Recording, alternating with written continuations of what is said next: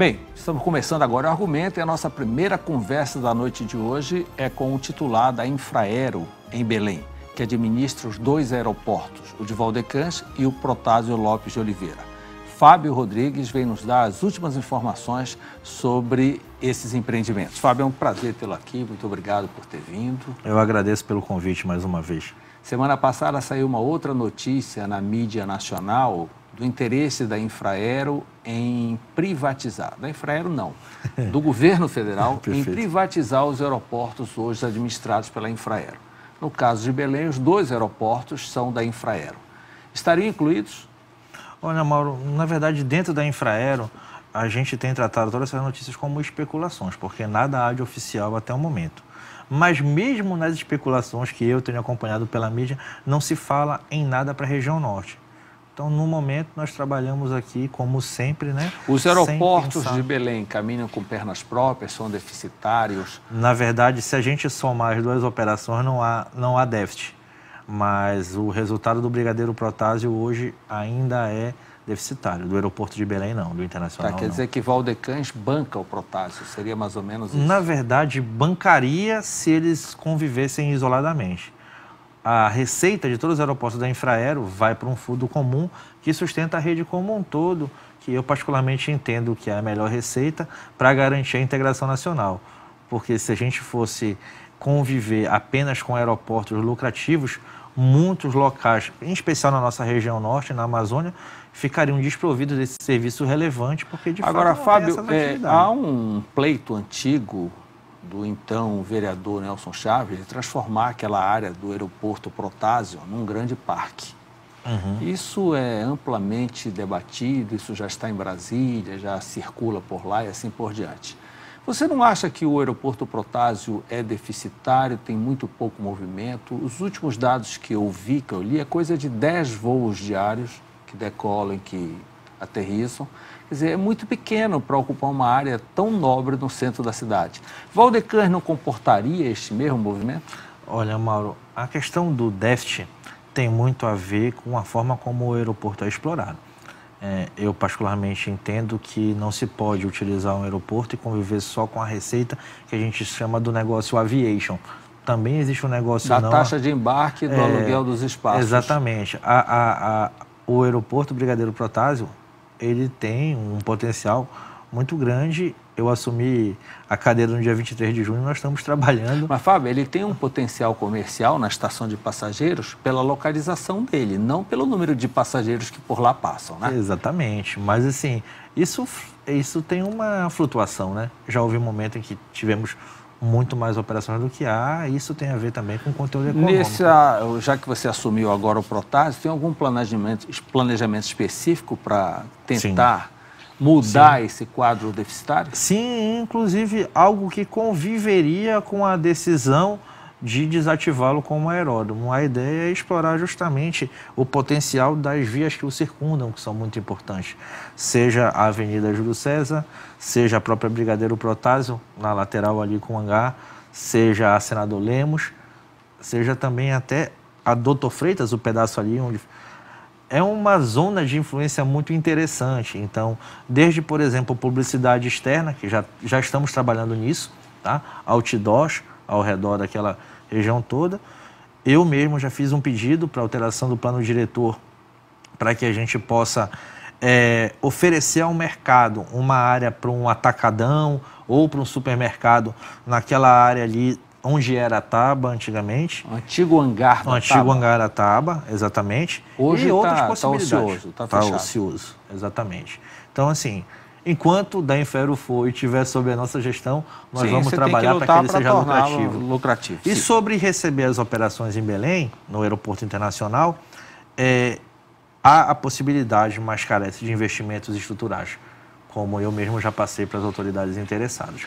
Fábio, vamos lá passar para Valdecães, que agora é aeroporto internacional, com voos internacionais. Cada vez mais internacional. E agora anunciado o interesse da Azul, a ANAC ainda não autorizou, mas deve autorizar proximamente. Não, na verdade, com relação apenas burocrático. Essa questão de autorização, existe todo um desenho que passa naturalmente pela ANAC, mas hoje, na verdade, o que tem de mais necessário acontecer é a autorização do operador do aeroporto. E isso já foi feito. Né? Olha, Mauro, basta a ANAC carimbar, mais ou menos isso que você vai dizer. Então tá certo que no dia 10 de dezembro a Azul começa a voar de Belém para Fort Lauderdale. Eu só não vou te cravar o dia 10 de dezembro. É possível que seja 12 ou 15, sim, tá? Conforme... Mas ainda este ano, antes do final do ano, haverá essa decolagem. A gente começou a receber os pedidos nesta segunda-feira, os pedidos oficiais no sistema de aprovação de voos. E para você ter uma ideia, a operação ela não se concentra unicamente nessa ligação Belém-Fort Lauderdale ou Fort Lauderdale-Belém.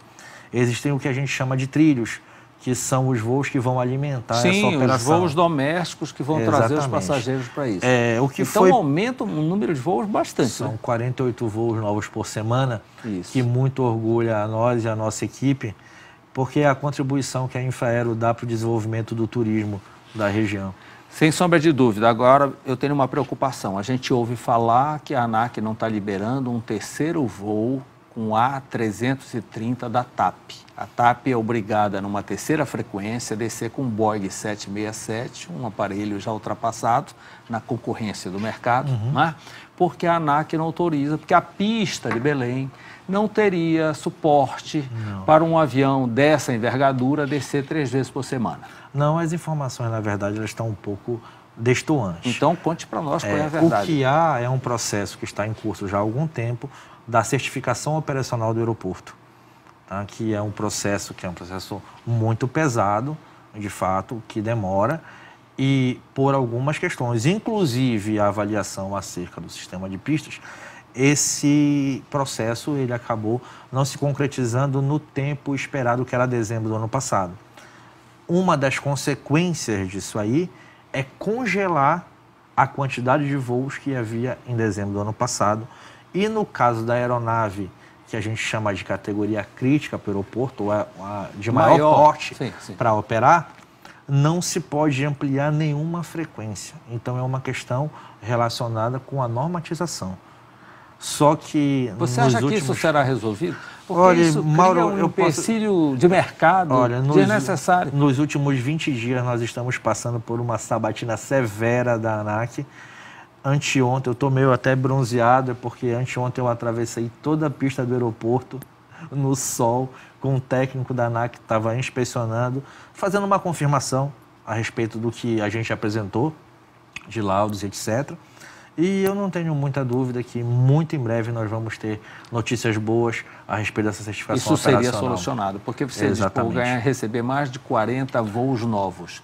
E com esse problema lá... que na verdade esses 48 voos novos, eles estão dentro de uma reserva de quantidade de voos que existia dentro do congelamento, e a aeronave utilizada não é uma aeronave crítica. Sim, já é uma aeronave comum, como as demais que estão descendo, que é o A320. E o Boeing 767... se me permite, né, fazer essa consideração, ela também não é uma aeronave obsoleta, é uma aeronave que é do mercado, que é utilizada, só que ela não é da frota da TAP, então foi a alternativa que a TAP utilizou para atender o voo. E, Fábio, na concorrência internacional, hoje os aviões todos têm entretenimento interno. Isso é fundamental. E esse Boeing não tem. Mas talvez seja esse. Que muitos passam... Sim, é um avião locado da Euro-Atlantic. E muitos passageiros sequer estão embarcando nele. Chega lá na hora, vê que aquele avião volta, remarca a passagem ou vai ver a Fortaleza. Você sabe disso. Sim. Então veja que essa burocracia de normatização está causando um prejuízo de imagem e um prejuízo para os passageiros de modo geral. Eu sei que não tem nada a ver com a Infraero, eu sei que é uma norma da ANAC, apenas nós estamos comentando. Não, na verdade, Mauro, eu não posso dizer que não tem a ver com a Infraero, não. O fato é que a Infraero buscou solucionar o problema dentro dos seus meios. A busca da Azul por uma malha nova de 48 voos demonstra uma confiança na infraestrutura do aeroporto para comportar essas operações. Muitas pessoas questionam alguns tipos de instrumentos ali no local, mas existe, por exemplo, uma confiança que a gente tem, isso graças ao trabalho muito forte da nossa equipe de manutenção do aeroporto, a quem eu dedico essa vitória, porque eles trabalharam com muito afinco para isso. Por exemplo, tudo começa quando você chega para pesar a sua bagagem na balança. Nossas balanças foram inspecionadas recentemente por Procon, Inmetro, até a Comissão de Defesa do Consumidor do OAB esteve lá no aeroporto. Nenhuma balança recebeu nenhum tipo de reclamação. Sim. E daí nós vamos para a ponte de embarque, daí nós vamos para outros Eu vou começar a lhe vetores. perguntar o que os passageiros normalmente falam, vou aqui ser Vamos lá. como advogado do diabo, né?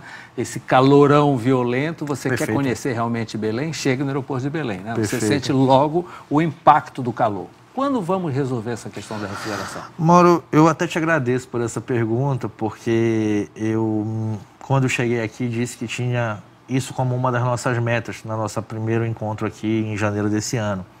E depois de um trabalho muito firme também da nossa equipe de manutenção de estudo, de formação de um termo de referência, hoje eu assinei um contrato, hoje, por volta das 18 horas antes de sair do expediente, um contrato com uma empresa que venceu uma licitação para fornecimento de novos equipamentos de ar-condicionado para o aeroporto de Belém. Sim, mas daí isso até acabar de instalar é coisa para o ano que vem. Não. A nossa perspectiva é que os locais onde nós vamos focar inicialmente, que são os que nós consideramos mais críticos, inclusive segundo o termômetro... Sala de embarque. Sala de embarque, praça de alimentação, baterias de check-in. A nossa ideia é que essa malha nova já receba... Aí é tranquilo, porque começa a chover em dezembro. Daí a gente acha que está tudo frio. Eu quero ver agora, na época do Círio. Na época do Círio é que a gente tem que pensar quantos voos extras estão previstos para a época do Círio. Salvo engano, cerca de 50. Pois é. Você vê, é uma pressão grande. A questão, Mauro, é o seguinte... Vai ter chinês vendendo leque lá na frente, não? Não, porque nós não vamos permitir esse tipo de venda se não for autorizada e remunerada para nós. Mas o que eu posso te dizer é que mais longe já esteve. Antes sequer se havia notícia da existência disso e de recurso. Eu te adianto que são 500 mil reais que a diretoria da Infraero entregou para esse investimento e eu tenho um compromisso de gastar esse valor antes da virada do ano. Tomara, Fábio. Vamos lá, vamos andar. E tem só um detalhe também que é importante, tá? Não adianta a gente trazer tudo e instalar de uma vez, porque é impossível. Isso representaria desligar toda a climatização do aeroporto e a gente não pode fazer uma reforma com passageiro dentro. Tem que ser andando. Por isso que eu trabalho nesses focos. Sim. Embarque, check-in e praça de alimentação. Tomara que você alcance. De vez em quando, há algum atraso em um dos voos internacionais, TAP e Latam, e os dois coincidem em mesmo horário. Fica um rebu o aeroporto de Belém. A sala de embarque internacional fica super, hiper lotada. Lá onde passa na Polícia Federal, lá, aqueles os canais de inspeção, aqueles canais de inspeção, são dois, coitados, são filas imensas. Imagine agora que vem mais 4 voos internacionais. Você já pensou? E, querendo ou não, os horários acabam coincidindo. Não, esses não coincidem. Está dentro da programação. Tomara. Justamente evitar essa coincidência. Durante 2 dias da semana, na terça e na quinta, existe a possibilidade de coincidir com o voo que chega de Paramaribo, mas o número de passageiros é bem menor, né? E no que se refere a essas situações, em especial do Miami e do Lisboa, você que viaja bastante já deve ter notado que antes, por exemplo, para embarcar só havia um canal de inspeção da Infraero funcionando. Agora são 2, mas não é muito pouco. Agora são... Quando coincidem esses 2 voos, você sabe disso, é uma coisa, filas imensas. Não, mas assim, os embarques dificilmente coincidem e os 2, desde que 2 estão funcionando, ainda não houve coincidência e nós estamos preparados para essa coincidência com o nosso plano de ação. O que eu posso te falar é que 400 passageiros, que em geral seria o somatório desses 2, são processados com muita facilidade pelos 2 canais. Tá? Quando isso acontece, a própria polícia reforça o efetivo dela com 4 ali na entrada e para o acesso para o exterior não tem Receita Federal. No desembarque já é um Está previsto algum novo equipamento nessa inspeção da polícia em função desses novos voos? Não, na verdade... Está previsto algum incremento na sala de embarque internacional? Na verdade, o que há previsto de incremento é que a sala de embarque doméstico ela receba um 3º canal de inspeção, esse já para o Círio, para atender os voos extras, que nos dá uma capacidade de processar com conforto mais de 1.000 passageiros num intervalo de 50 minutos, certo? E no embarque internacional, o que há são algumas facilidades que serão trazidas e entregues ao nosso passageiro, já dentro de um conceito novo de negócio, que é a operação de um operador único para o marketing dentro do aeroporto. um dos focos do que nos foi pedido para essas novas peças publicitárias são peças que tragam comodidades ao usuário. Desde as mais simples, como aquelas painéis de publicidade. Até totem para carregar o celular, que isso é uma carência no nosso aeroporto. Na verdade, não será um totem, será um painel todo, onde você vai poder estar sentado. Porque hoje você sabe que isso ainda é uma carência. Exatamente. Isso e livraria que não se resolve. Não, tá? A livraria, na verdade, começou a obra ontem, tá? Houve uma licitação, ela foi vencida pela Hudson News. A obra começou ontem, a perspectiva é que até o início de outubro ela seja inaugurada. E a gente fez uma coisa interessante, que foi até despretensiosa, com uma feira do livro, logo ali no desembarque.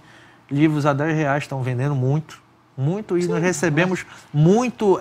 Voo é sinônimo de você buscar algo para ler como entretenimento, né? E se você perceber, com todo respeito aos colegas operadores de shopping, a mesma ação nos shoppings vendem um livro a R$15 e no aeroporto vende a 10, que é uma quebra de paradigma de que no aeroporto tudo é mais caro. Compare. Sim, mas na praça de alimentação você sabe que é mais caro, né? Vocês fazem uma campanha, vocês lutam, mas até agora nada. Por falar nisso, por que o principal restaurante do aeroporto, que inclusive tem vista panorâmica, continua fechado? Porque o processo licitatório para a exploração desse espaço, ele acabou sendo fracassado. Tá? A empresa que ganhou a licitação não assinou o contrato. E aí, quando é que terá uma nova licitação? Na verdade, é um espaço nobre. Na verdade, Mauro, a gente fez várias tentativas de prospecção. Você acompanhou pela sua coluna que fizemos 2 eventos no próprio local para prospecção de clientela e o mercado está aderindo para uma operação diferente, que seria dividir aquele espaço em 3. Ou melhor, e a nossa ideia não pode deixar ele parado lá. E a nossa ideia, na verdade, é fazer uma extensão da praça da alimentação para que o passageiro agora tenha 2 opções de contato com o nosso pátio. Isso. Aquela e do outro lado. Um visual muito interessante. Então, nós estamos partindo para esse conceito aí. A Infraero estava construindo uma sede toda bonita, toda espelhada, em frente ao aeroporto. Perfeito. Aí veio a crise, mudou o ritmo, mudou a rota da Infraero, né? Exatamente. Está o prédio lá que me parece que não interessa mais ser sede da Infraero. A Infraero está muito bem acomodada numa lateral lá do aeroporto. E aí veio a ideia de transformar aquele prédio num hotel, um hotel econômico, o que faria um upgrade de status para o aeroporto, que poderia cobrar mais a taxa de embarque, né? Que já é cara, mas daí, tendo toda a infraestrutura de hotel, vai cobrar um pouquinho mais. Em que nível está esta conversação? Mano, na verdade, a ideia inicial era transformar aquele espaço num prédio de escritórios. E uma decisão da qual eu discordei. Eu entendo que não era o perfil mais adequado. Sim, nada a ver daquela localização. E saímos para prospectar um cliente para hotel. Conversamos com grupos locais e, recentemente, eu fiz uma missão de prospecção no sul do país e o negócio interessou a um grupo hoteleiro argentino que tem braços na cidade de Navegantes, lá em Santa Catarina, que foi onde nós fizemos essa visita. No momento, está sendo desenhado um estudo de viabilidade econômica para que se avalie qual seria o investimento necessário, qual seria o prazo de amortização de investimento, o valor para compor um edital de licitações para nós levarmos ao mercado.